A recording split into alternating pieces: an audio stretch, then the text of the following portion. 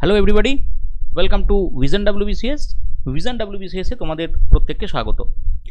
আজকের ক্লাসে ডাব্লিউবিসিএস 2024 মেন্সকে টার্গেট করে পেপার 3 জিওগ্রাফির আমরা যে প্র্যাকটিস সিরিজ লঞ্চ করেছি তার 6 নম্বর সেট। অলরেডি আমরা 5টা সেট আলোচনা করেছি এবং সেখানে কী ধরনের প্রশ্ন আলোচনা হচ্ছে তোমরা প্রত্যেকেই দেখেছো। আশা করব এই প্রশ্নগুলো অভ্যাস করলে নিয়মিত বা এগুলো যদি একটু ধরে পড়াশোনা করো তাহলে তোমাদের অনেকটা জায়গা কভার হবে। সেই রকমভাবেই কিন্তু প্ল্যান করে এটাকে রেডি করা। চলো দেরি না করে শুরু করা যাক আজকের প্রথম question. Which of the following rivers originates in the Chota Nagpur plateau but ultimately contributes water to the Ganga through a distributary system. তাহলে বলা হচ্ছে এই যে নিম্নলিখিত নদী ব্যবস্থাগুলি রয়েছে এদের মধ্যে কোন নদী ব্যবস্থার উৎপত্তি লাভ হয়েছে ছোটনাগপুর মালভূমি অঞ্চলে। একদম ঠিক, ছোটনাগপুর মালভূমি অঞ্চল থেকে উৎপত্তি লাভ করেছে। কিন্তু আলটিমেটলি এই যে গঙ্গা নদী ব্যবস্থা, তার মানে আমি ধরে নিচ্ছি এটা আমার গঙ্গা নদী ব্যবস্থা, এটা পদ্মা চলে গেছে, এটা ভাগীরথী হুগলি, এবং এই যে গঙ্গা নদী ব্যবস্থাতে বহু নদী এরকমভাবে এসে বিভিন্ন জায়গা থেকে মিট করেছে উত্তর দিক থেকে, মানে গঙ্গা নদীর বাম তীর, গঙ্গা নদীর ডান তীর, এরকম বহু নদী এসে মিট করেছে, সেটাকেই তো আমরা গঙ্গা রিভার সিস্টেম বলছি। এবার এই যে গঙ্গা রিভার সিস্টেম, এই পুরো অঞ্চলটার কথা যদি আমরা ধরি, এটা আমরা পদ্মার ধরছি না, এইটাতে এসে সেটা মিট করছে অ্যাজ আ ডিস্ট্রিবিউটারি সিস্টেম। ঠিক আছে, তাহলে এইটা অ্যাকচুয়ালি ডিস্ট্রিবিউটারি সিস্টেম হিসেবে বলার থেকে ভালো এটা ট্রিবিউটারি, গঙ্গাতে ট্রিবিউট করছে, গঙ্গাতে জলটাকে ট্রিবিউট করছে বা দান করছে। কোন নদীর কথা আমরা বলবো? একমাত্র দেখো সরাসরি আমরা যদি দামোদর নদকে দেখি, এই দামোদর নদ কী করছে, হুগলির কমলপুর বলে একটি জায়গা আছে, হাওড়া জেলার কমলপুর বলে একটি জায়গা আছে, হুগলি না, হুগলির নদীতে মিট করছে। সেটা বলতে গিয়ে আমি বললাম এটা অ্যাকচুয়ালি উলুবেড়িয়ার কাছে এসে মিট করছে। ঠিক, তাহলে আমাকে গঙ্গা নদী ব্যবস্থার সাথে সম্পর্কযুক্ত যদি বার করতে হয় যে গঙ্গা নদী ব্যবস্থার সাথে সম্পর্কযুক্ত হচ্ছে, তাহলে এখানে একমাত্র অপশন আমার কাছে পড়ে থাকছে দামোদর। কেন?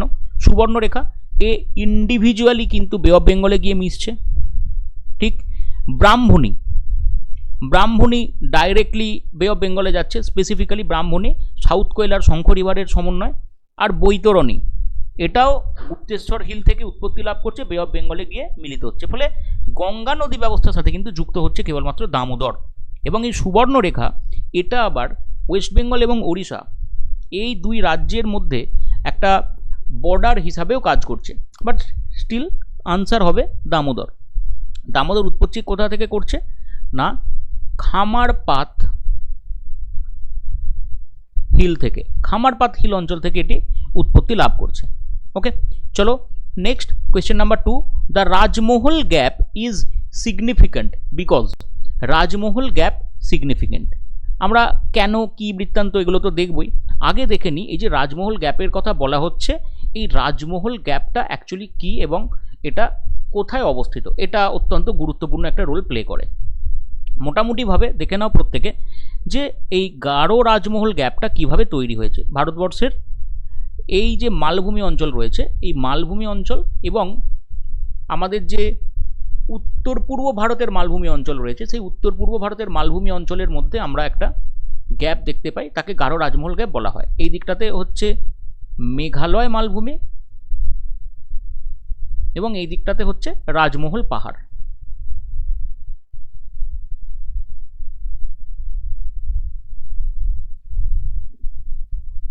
ওকে, এই রাজমহল পাহাড় এখানে অবস্থান করছে।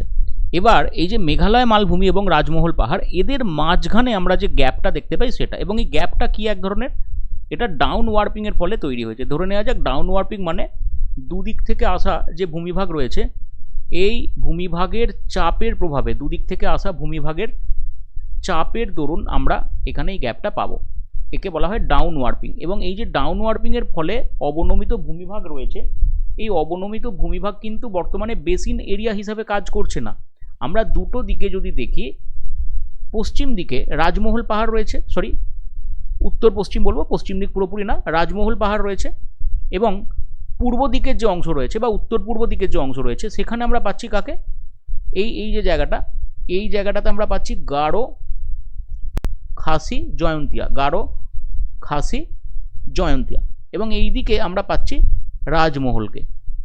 এই হচ্ছে অবস্থান। ফলে এই গারো রাজমহল গ্যাপ, এই জায়গাটা ফিল করেছে কে? এই জায়গাটা ফিল করছে যেটা হচ্ছে ব্রহ্মপুত্র এবং গঙ্গা নদী ব্যবস্থা তাদের মিলিত প্রভাবে, গঙ্গা এবং ব্রহ্মপুত্র নদের মিলিত প্রবাহে এই জায়গাতে গারো রাজমহল গ্যাপটা তৈরি হয়েছে। ফলে এই গারো রাজমহল গ্যাপের মূল বিষয়বস্তুটা কি আমি বললাম, এবং এটাকে অনেক সময় মালদা গ্যাপও বলা হয়। কিসের প্রভাবে তৈরি হয়েছে এটাও জিজ্ঞাসা করতে পারে। এবার আমরা প্রশ্নে যাব। তাহলে প্রশ্নে কি বলা হচ্ছে? প্রশ্নে বলা হচ্ছে the Rajmahal gap is significant because. কেন এটা সিগনিফিকেন্স, তার কারণ কি সেটা আমাদের এখানে জানতে চেয়েছে। That it separates eastern and western ঘাট। দেখো, পূর্ব ঘাট এবং পশ্চিম ঘাটকে আলাদা করার ক্ষেত্রে গারো রাজমহল গ্যাপ কিন্তু খুব একটা প্রযোজ্য নয়, এটা আশা করি প্রত্যেকে বুঝতে পারছো। ইস্টার্ন ঘাট এবং ওয়েস্টার্ন ঘাট যদি আমরা দেখি কোন জায়গাটাতে, এটা ওয়েস্টার্ন ঘাট, এটা ইস্টার্ন ঘাট, আমরা এই জায়গাটার কথা বলছি, তাহলে নয়, এটা ভুল statement. Provides a passage for Ganga into বে অফ বেঙ্গল বেসিন। গঙ্গা নদীর প্রবাহ পথ, গঙ্গা নদীকে প্রবাহ পথ যদি আমরা দেখি, বে অফ বেঙ্গল বেসিন যেটা, সেই জায়গাতে এটা প্রবাহ হতে হেল্প করছে না, এটাও খুব একটা উপযুক্ত কথা নয়।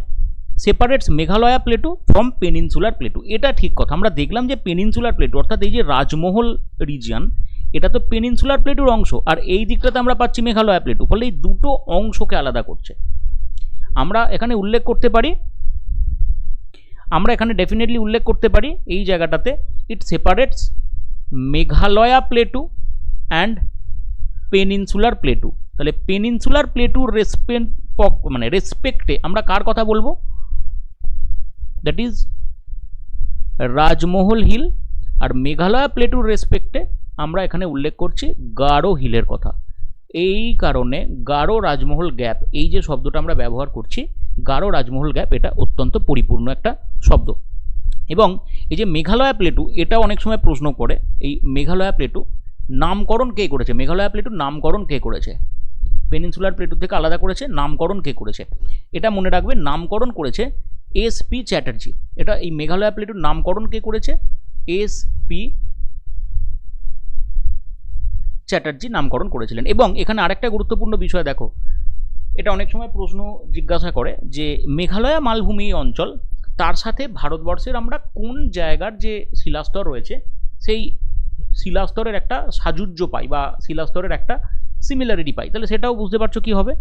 আচ্ছা, ওল্ড আর নিউ অ্যালুভিয়ামকে আলাদা করেছে, এটা তো বলার কোনো প্রসঙ্গই আর রাখে না। তাহলে কোনটা কোনটা হবে না আমি অলরেডি দেখো পেন থ্রু করে দিলাম, কেন হবে না বলে দিলাম। নেক্সট আমরা যাবো question number 3। In ecological succession maximum species density is generally attend during. তাহলে স্পেসিস ডেন্সিটি আমরা সব থেকে বেশি কোথায় পাবো? খুব পরিষ্কারভাবে একটা জিনিস আমরা পড়েছি, যেখানে প্রথম প্রাণের অস্তিত্ব ঘটে, যে জায়গাতে প্রাণের অস্তিত্ব ঘটে তাকে আমরা বলে থাকি কি? তাকে আমরা বলে থাকি পায়োনিয়ার স্টেজ।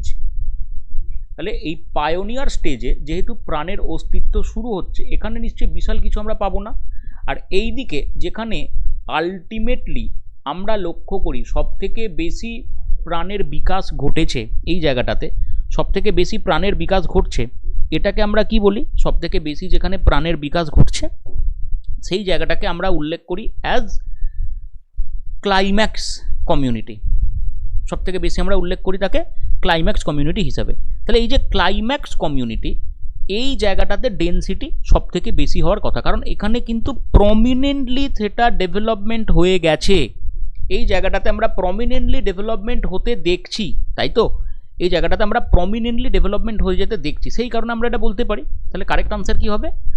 Climax community. কিন্তু দেখো এখানে ক্লাইম্যাক্স কমিউনিটি নেই, তাহলে এবার আমাদেরকে বুঝতে হবে আর কি কি হতে পারে।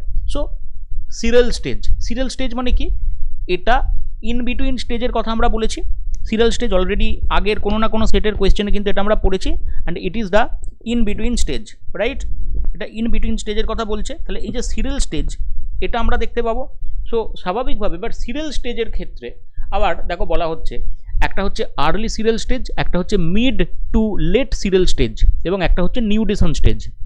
তাহলে এই সিরিয়াল স্টেজের যে ধারণাটা, এটা আমরা কোথায় পাচ্ছি? সিরিয়াল স্টেজের ধারণাটা এটা একটা মিড সিচুয়েশনে আছে। তাহলে ডেফিনেটলি যখন সিরিয়াল স্টেজ শুরু হচ্ছে সেই জায়গাটাতে আমরা খুব বেশি পাবো না। যখন সিরিয়াল স্টেজ শুরু হচ্ছে সেই জায়গাটাতে আমরা বেশি তো ডেফিনেটলি পাবো না, আমরা পাবো mid to late serial stage, sorry mid to late serial stage. এবার এইটা কেন? কারণ এই জায়গাটাতে মোটামুটিভাবে অলরেডি প্রসেস শুরু হয়ে গেছে। সেই কারণে আমরা দেখতে পাই অলরেডি প্রসেস যেহেতু শুরু হয়ে গেছে, আস্তে আস্তে গভীরতা বাড়ছে, উদ্ভিদের অ্যাকোমোডেশন বাড়ছে, ইত্যাদি ইত্যাদি।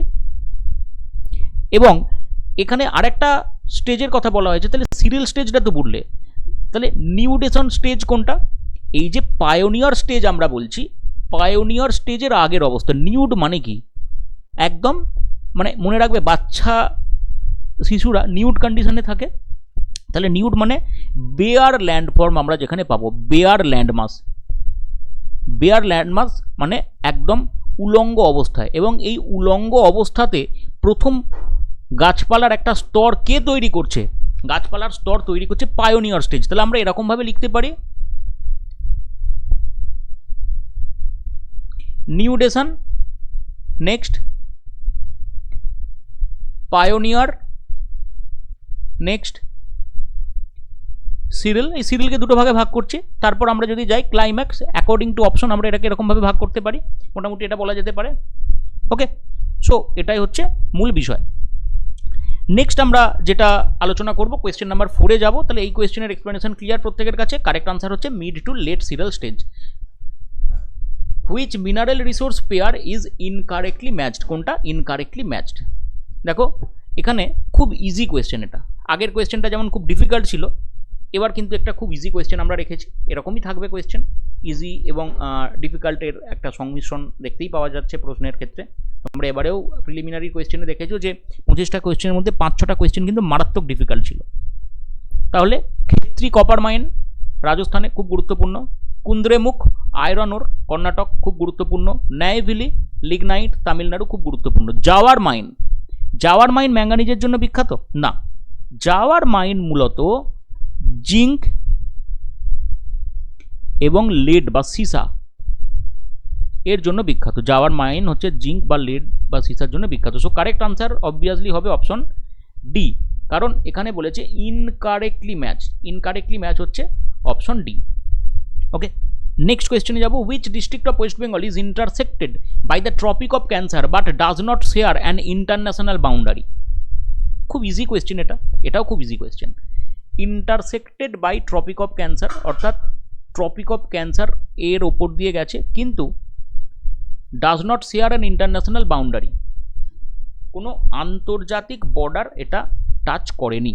সো সিম্পল, আমরা যদি দেখি এখানে দেখো প্রত্যেক কটা যে অপশন দেওয়া আছে, নদিয়া এটার ওপর দিয়েও গেছে, কিন্তু এটা বাংলাদেশের সাথে বর্ডার শেয়ার করেছে, রাইট? ইন্টারন্যাশনাল বাউন্ডারির কথা বলেছে। কুচবিহার এর ওপর দিয়ে যায়নি বর্ডার শেয়ার করলেও, ইন্টারসেক্টেড বলেছে বাঁকুড়া পুরুলিয়া।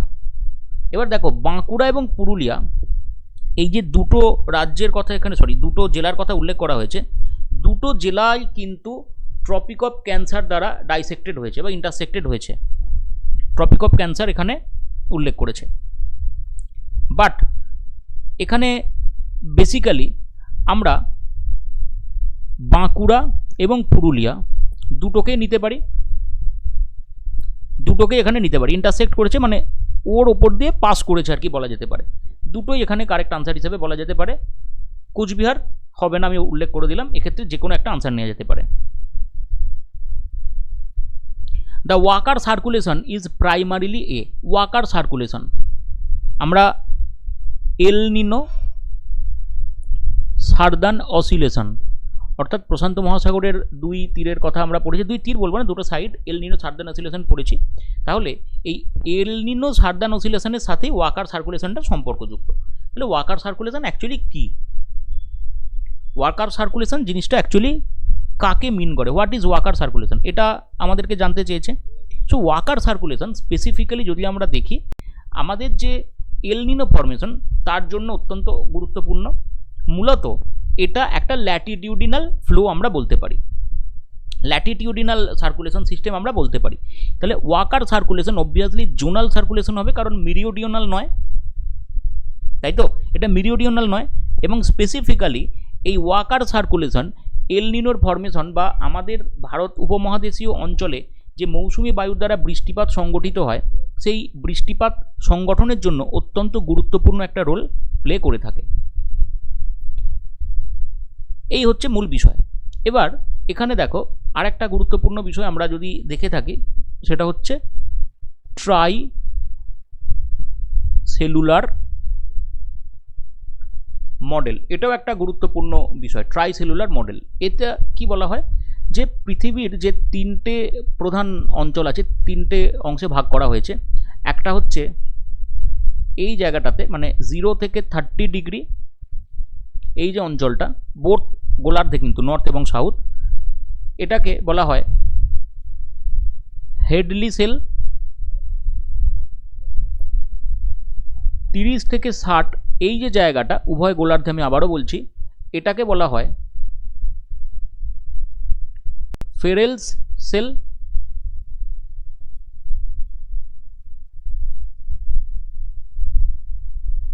এইটাকে বলা হয় পোলার সেল। তাহলে হেডলি সেল, ফেরেল সেল, পোলার সেল, এই তিনটে সেল আমরা মূলত এখানে দেখতে পাই। এবং এটা যে গ্লোবাল এয়ার সার্কুলেশন সিস্টেম, তার উপর ভিত্তি করে হয়। তিনটে জায়গা আমরা পাবো, এই জায়গাতে একটা, এই জায়গাতে একটা, এই জায়গাতে। এটা উভয় গোলার্ধে, কিন্তু এটা কমন উভয় গোলার্ধের ক্ষেত্রে, এই একটা, এই একটা। ঠিক আছে, এটা মাথায় রাখবে যে ট্রাইসেলুলার মডেল অত্যন্ত গুরুত্বপূর্ণ। যাই হোক, এটা জোনাল সার্কুলেশন আনসার হলো, এবং বাকিটা আমি বলে দিলাম। Next question number 7, which one of the following ecosystems generally exhibit the highest gross primary productivity per unit area. তাহলে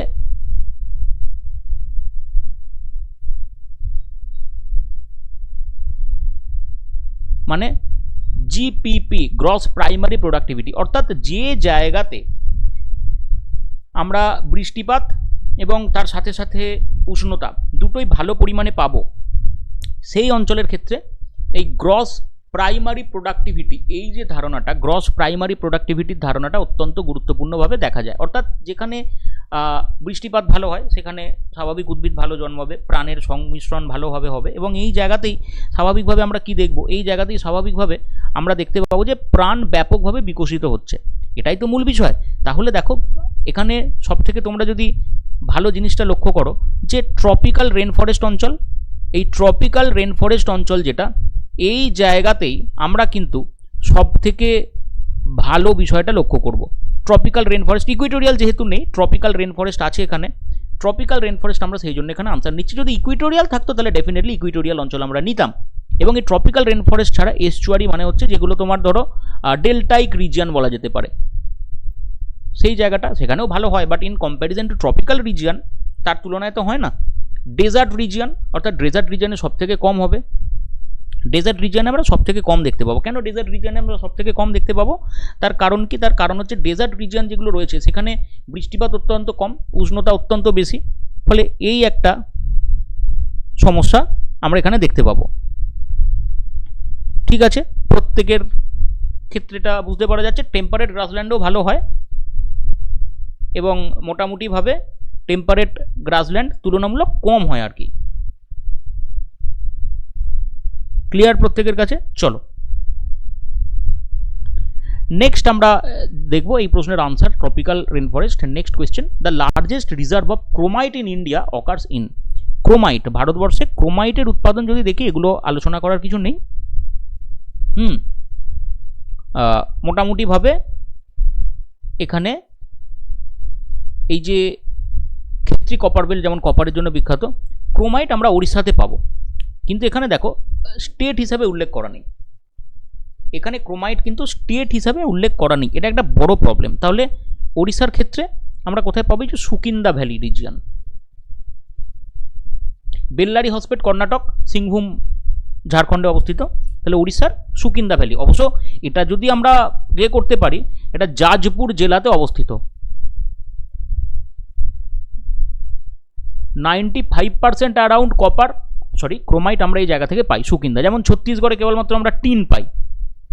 এটা এরকমভাবে কিন্তু মাথায় রাখতে হবে যে আমরা কোথা থেকে কি পাচ্ছি না পাচ্ছি। এগুলো কিন্তু বিগত বছরে ব্যাপক পরিমাণে এসেছে, বিগত বছরগুলিতে আমরা ব্যাপক পরিমাণে লক্ষ্য করেছি এই ধরনের প্রশ্নগুলো। ওকে,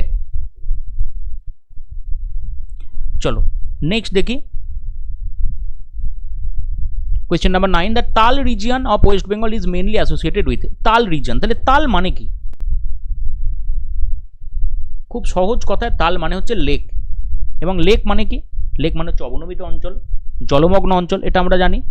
তাহলে এটা ল্যাটেরাইটিক আপল্যান্ড, ল্যাটেরাইটিক উচ্চভূমির সাথে সম্পর্কযুক্ত না, এটা হতে পারে না। ল্যাটেরাইটিক আপল্যান্ডের সাথে সম্পর্কযুক্ত না, এটা হতে পারে না ডেফিনেটলি। নেক্সট কি বলা হচ্ছে? নেক্সট বলা হচ্ছে ওয়াটার লগড লো ল্যান্ড, এটা হতে পারে। কোস্টাল ডিউন, ডিউন মানে হচ্ছে বালিয়াড়ি, না আমি তো তাল অঞ্চল বলে দিয়েছি, লেক টাইপের অঞ্চল, তাহলে এটা হতে পারে না। পিডমন্ট প্লেন, পাদদেশীয় সমতল ভূমি, এটার চরিত্রের কথা আমি আলাদা করে বলছি, পাদদেশীয় অঞ্চলের যে সমতল ভূমির কথা আমি আলাদা করে বলছি। তাহলে দেখো ওয়াটার লগড লো ল্যান্ড এটা হতে পারে। আর পিডমন্ট প্লেন, এবারে পিডমন্ট প্লেন যেটা মানে পাদদেশীয় সমতল ভূমি, যেটাকে আমরা অ্যালুভিয়াল ফ্যান হিসাবে বলতে পারি, এই জায়গাতে আমরা কি পাবো? দুটো অঞ্চল পাবো পাদদেশীয় সমভূমি অঞ্চলে, একটা হচ্ছে ভাবর রিজিয়ন আর একটা হচ্ছে তরাই রিজিয়ন। মানে ভাবর রিজিয়ন প্রথমে বড় পাথর এই দ্বারা গঠিত অঞ্চল, অর্থাৎ যেখানে আমরা পোরাস প্রবেশ্য শিলা দ্বারা গঠিত অঞ্চল পাচ্ছি। আর এই যে জায়গাটা, এটা হচ্ছে নন পোরাস, ঠিক আছে, স্যাঁতস্যাঁতে অঞ্চল, স্যাঁতস্যাঁতে অঞ্চল, সেটাকে বলা হচ্ছে তরাই, ঠিক আছে। আর তরাইয়েরই দুটো ভাগ, যেটা তিস্তা নদী ব্যবস্থা করছে, তরাই তিস্তা নদীর পশ্চিম দিকের অংশকে বলা হয়, আর ডুয়ার্স তার পূর্ব দিকের অংশকে বলা হয়, ঠিক আছে। তাহলে এক্ষেত্রে কারেক্ট আনসার কি করব? Water logged low land, water logged low land আমরা কারেক্ট আনসার হিসাবে করব। নেক্সট কোয়েশ্চেনে যাব। Temperature inversion is most likely to occur during, তাহলে টেম্পারেচার ইনভার্সান কি জিনিসটা? সাধারণভাবে আমরা লক্ষ্য করেছি ভূপৃষ্ঠ থেকে ওপরের দিকে উঠলে 6.5 ডিগ্রি সেন্টিগ্রেড পার কিলোমিটার হারে টেম্পারেচার কমে যায়, যেটাকে বলা হয় নর্মাল ল্যাপস রেট বা এনএলআর। কোনো কোনো ক্ষেত্রে দেখা যায় মেঘমুক্ত আকাশ থাকলে ভূমিভাগ থেকে ব্যাপক পরিমাণে টেম্পারেচার বাইরে বেরিয়ে যায়, রেডিয়েট করে যায়, ফলে ভূমির কাছাকাছি অঞ্চলেতে আমরা কি দেখতে পাবো? ভূমির কাছাকাছি অঞ্চলেতে আমরা দেখতে পাবো যে সেই পার্টিকুলার অঞ্চলটাতে ব্যাপক পরিমাণে টেম্পারেচার কমে গেছে। এবং এই যে টেম্পারেচার কমে যাওয়ার কথাটা বলা হচ্ছে, রাইট, এই যে টেম্পারেচার কমে যাওয়ার কথাটা বলা হচ্ছে স্পেসিফিক্যালি, এইটা কি? টেম্পারেচার কমে গেলে সেই জায়গাতে ফগ তৈরি হতে পারে, যাকে আমরা আবার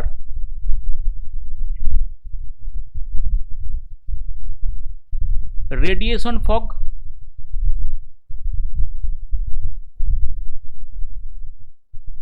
বা বিকিরণ কুয়াশা হিসাবে বিকিরণজনিত কুয়াশা হিসাবে উল্লেখ করে থাকি, তাই তো? তাহলে রেডিয়েশন ফগ এখানে তৈরি হয়।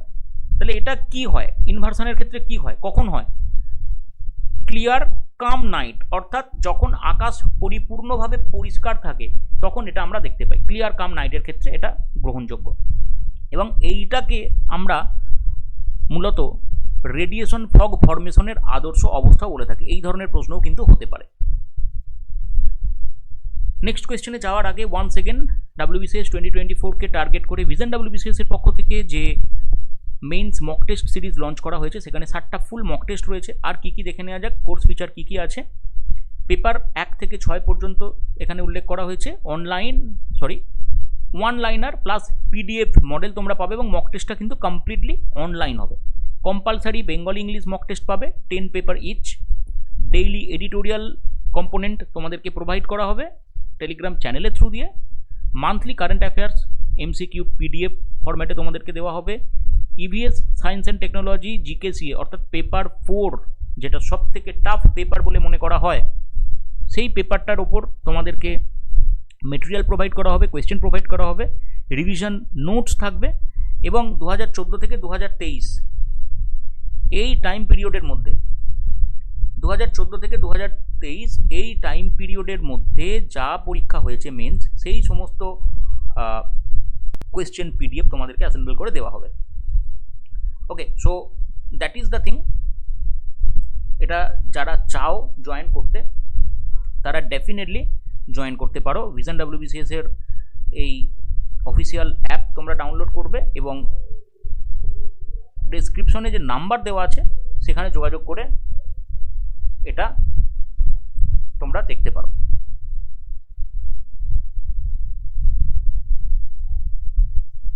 চলো নেক্সট আমরা যাব question number 11, which tribe has the largest population in India?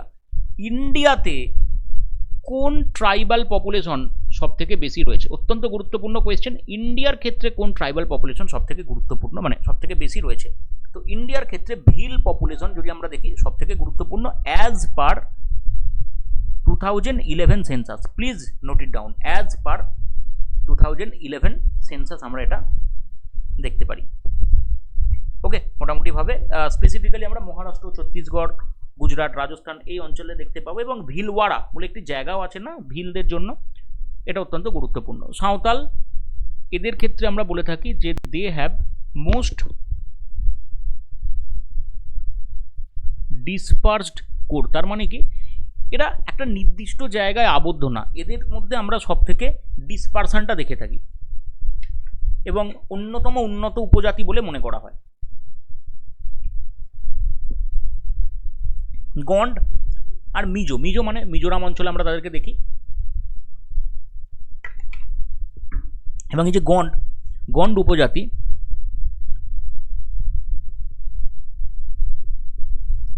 আমরা যে গন্ডোয়ানা বলছি, এই গন্ডোয়ানা কিন্তু এই জায়গা থেকেই আসছে। Next, which of the following river pairs flow through rift valley? গ্রস্ত উপত্যকার মধ্য দিয়ে প্রবাহিত হচ্ছে নর্মদা এবং তাপ্তি। কিভাবে?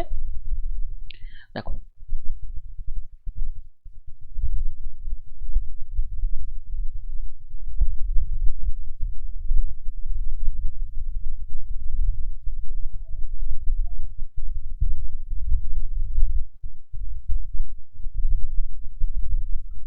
মোটামুটিভাবে আমি এখানে এটা বোঝানোর চেষ্টা করছি।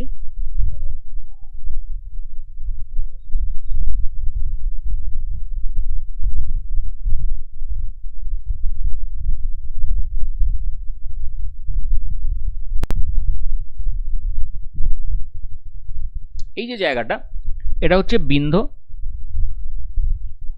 এটা হচ্ছে সাতপুরা, এটা হচ্ছে অজন্তা। বিন্ধ্য আর সাতপুরার মাঝখানে এই জায়গা দিয়ে প্রবাহিত হচ্ছে নর্মদা, সাতপুরা আর অজন্তার মাঝখান দিয়ে প্রবাহিত হচ্ছে তাপ্তি। ঠিক এইরকমভাবে বিন্ধ্য, সাতপুরা এবং অজন্তা এই তিনটে পাহাড়ের মধ্য দিয়ে আমরা দুটো নদী ব্যবস্থাকে প্রবাহিত হতে দেখছি, যাদেরকে বলা হচ্ছে গ্রস্ত উপত্যকা ফরমেশন। তাহলে স্তূপ পর্বত এখানে হিসাবে কাজ করছে বিন্ধ্য, সাতপুরা এবং অজন্তা। এটা কিন্তু খুব গুরুত্বপূর্ণ একটা প্রশ্ন, এটা তোমরা বিগত বছরে যে কোনো ইয়ারে এসেছিল, আমার এটা খেয়াল নেই যে কোন ইয়ারে এসেছিল, 2018 বা 2019-এ কিন্তু এই প্রশ্নটা ডাইরেক্টলি জিজ্ঞাসা করেছিল। ওকে, নেক্সট আমরা কোয়েশ্চেন নাম্বার 13 দেখবো। The largest share of India's bauxite reserve found in? As of now 2026-এর তথ্য অনুসারে, মানে 2025-এর হ্যান্ডবুক অবভিয়াসলি, বক্সাইট সব থেকে বেশি রিজার্ভে আছে ওড়িশাতে। ঠিক, এবং এই বক্সাইট মেনলি আমরা পাই কি না অ্যালুমিনিয়াম,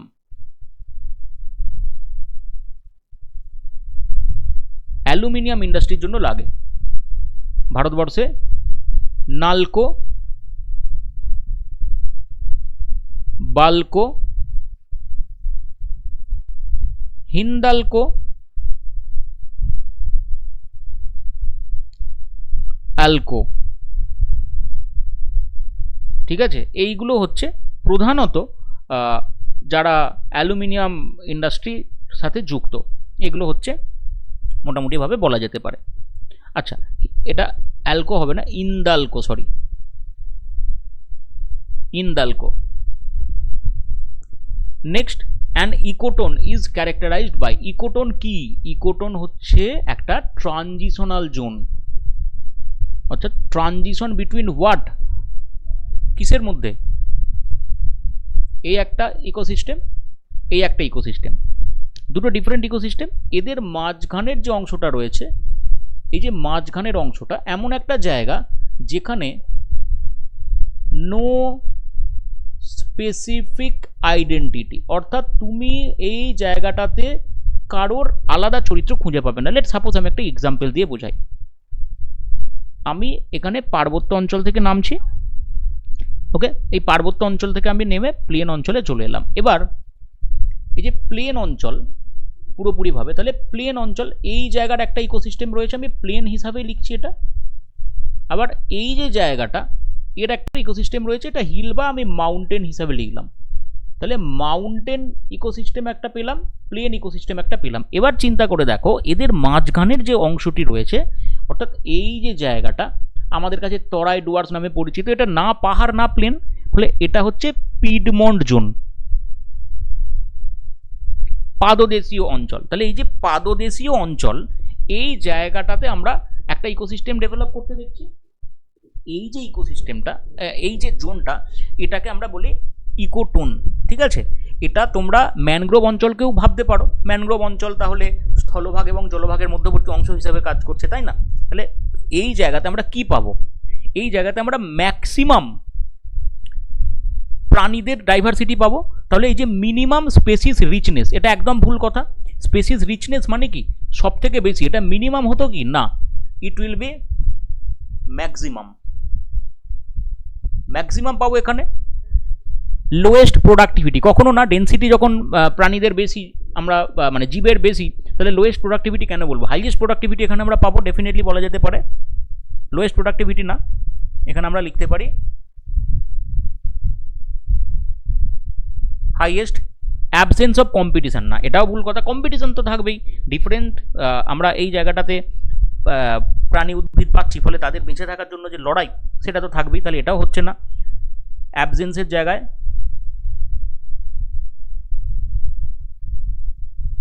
প্রেজেন্স। আর এজ এফেক্ট, এই এজ এফেক্ট কি? দেখো এজ এফেক্ট ভালো করে বোঝো। এই যে জায়গাটা, এটা তো প্রান্তভাগ, এটা হিলেরও প্রান্তভাগ এবং প্লেনেরও প্রান্তভাগ, এটা দুজনেরই তো একটা প্রান্ত অঞ্চল, এটা কোর অঞ্চল তো নয়। এই যে এটাকে আমরা বলছি কোর রিজিয়ন। এই যে জায়গাটা দুটোর ক্ষেত্রে, এটা তো প্রান্তভাগ, এটা এর কোর, আমি এ লিখলাম, এটা বি লিখলাম, তাহলে বি এর কোর, এটা এ এর কোর, কিন্তু প্রান্ত অঞ্চল তো এইগুলো। তাহলে এই অঞ্চলে আমরা যে প্রভাবটা দেখতে পাই তাকে কি বলে জানো?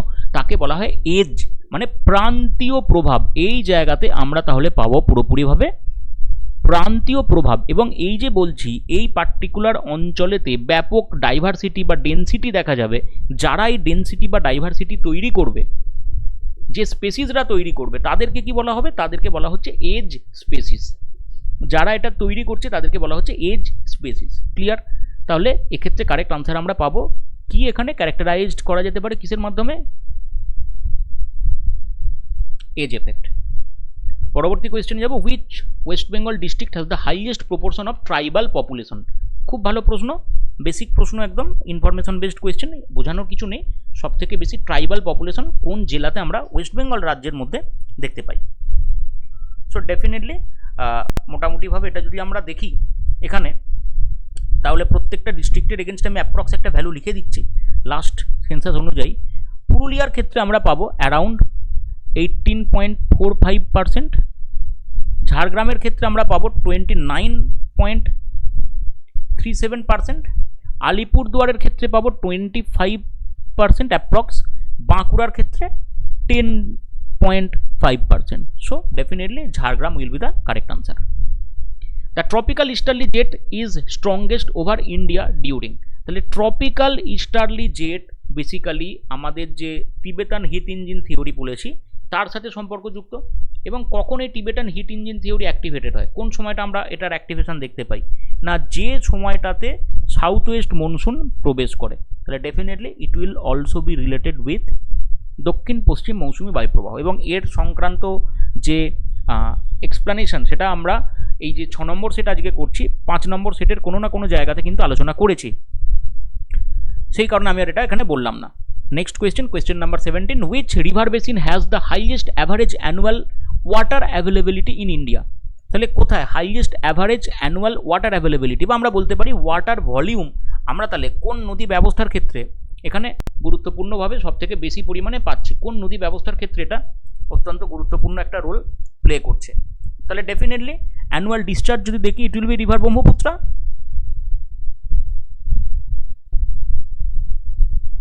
তাহলে এটা ব্রহ্মপুত্র নদী ব্যবস্থার ক্ষেত্রে আমরা দেখতে পাবো ওয়াটার ভলিউম সব থেকে বেশি আমরা দেখতে পাই। Next, Sanskritisation as a process primarily implies, খুব ভালো কোয়েশ্চেন, কালচারাল জিওগ্রাফির কোয়েশ্চেন। আমরা এস এন শ্রীনিবাসের কথা পড়েছিলাম, ডমিনেন্ট কাস্ট থিঙ্কিং। তাহলে সংস্কৃতাইজেশন এটা এম এন শ্রীনিবাসনের কনসেপ্ট, সরি এস এন নয়, M N Srinivasan.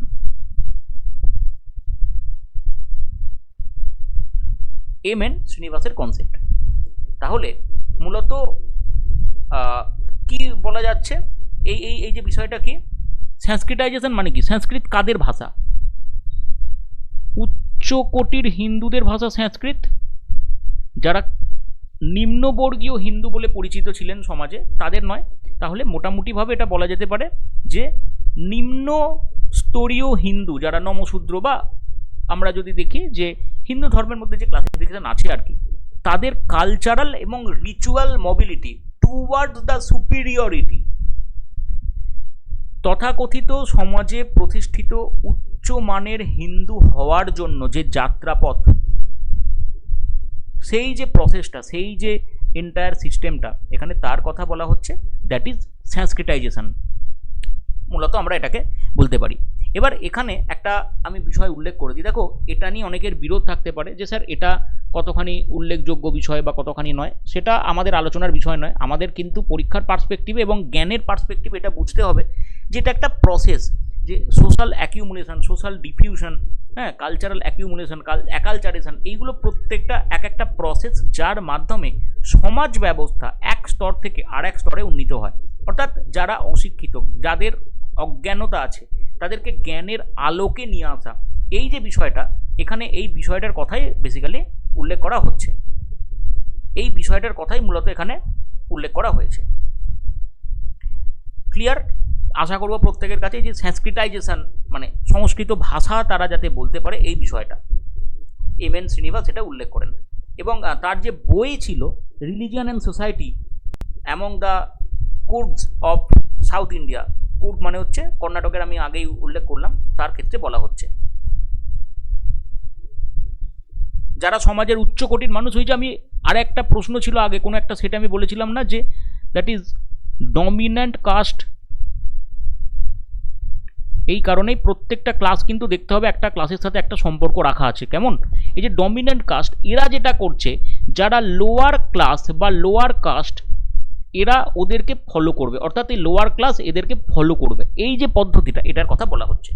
Next, the Barakar formation is most significant for. Barakar formation কিসের সাথে সম্পর্কযুক্ত? দেখো বরাকর নদী আমরা আছে জানি, এবং বরাকর ফরমেশন মানে স্বাভাবিকভাবে বলা হচ্ছে যে এই অঞ্চলে যে শিলা ব্যবস্থা দেখা যায়, তাহলে বরাকর নদী ব্যবস্থা এবং স্বাভাবিক সেটা কোল ফরমেশনের সাথে সম্পর্কযুক্ত হবে। Which of the following district of West Bengal lies entirely north of Ganga Padma system? গঙ্গার উত্তর দিকে যদি আমরা দেখি মুর্শিদাবাদ, এটাকে দুই ভাগে ভাগ করেছে, বীরভূম, নদিয়া এগুলো দক্ষিণ দিকে, মালদা, গঙ্গা নদী ব্যবস্থার জন্যই তো ভাগটা হয়, উত্তরবঙ্গ এবং দক্ষিণবঙ্গে এই যে ভাগটা হয়, মালদা তো আমরা উত্তরবঙ্গের জেলা হিসেবে বলি, মালদা উত্তরবঙ্গের জেলা হিসেবে বলি, তাহলে Malda will be the correct answer.